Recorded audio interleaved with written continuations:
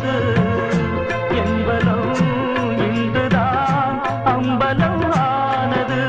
நீயும் இந்த துக்கத்திலே நின்று மறுபக்கத்திலே நேரம் ஒரு காலம் வரக்கூடும் அன்று ஒன்னாகலாம்.